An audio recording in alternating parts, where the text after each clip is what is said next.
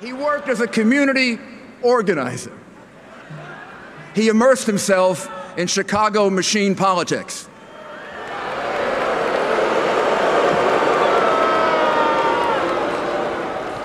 Then he ran for the state legislature, and he got elected. And nearly 130 times, he couldn't make a decision. He couldn't figure out whether to vote yes or no.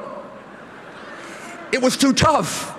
A few years later, he ran for the U.S. Senate. He spent most of his time as a celebrity senator. No leadership, no legislation to really speak of. His rise is remarkable in its own right. It's the kind of thing that can happen only in America.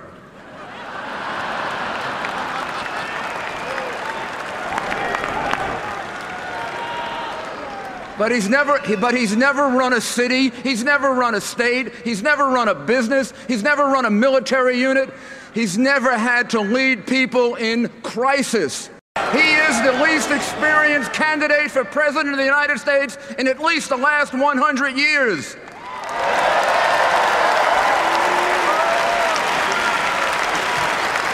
Not a personal attack, a statement of fact. Barack Obama has never led anything, nothing, nada. Before I became governor of the great state of Alaska, I was mayor of my hometown. And since our opponents in this presidential election seem to look down on that experience, let me explain to them what the job involves.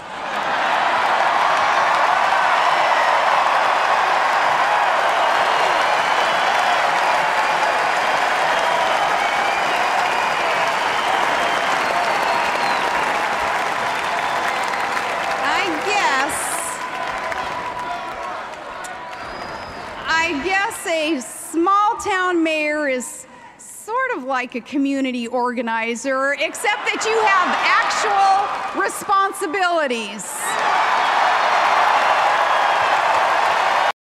This is a man who has authored 2 memoirs, but not a single major law or even a reform, not even in the state Senate. I find it especially amusing that the other party says Governor Palin lacks experience when their own candidates for president and vice president have no executive experience, zero. Governor Palin represents a new generation. She's already one of the most successful governors in America and the most popular.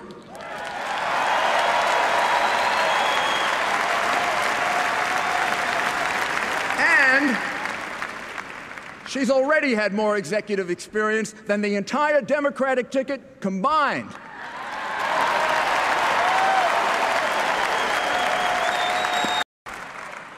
And speaking of Governor Palin, I am so tired of hearing about her lack of experience. I want to tell you folks something.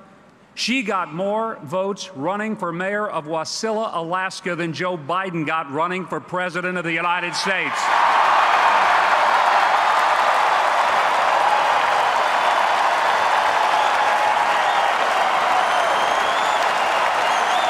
The right course is to pursue every source of energy security, from new efficiencies to renewables, from coal to non-CO2 producing nuclear, and for the immediate drilling for more oil off our shores.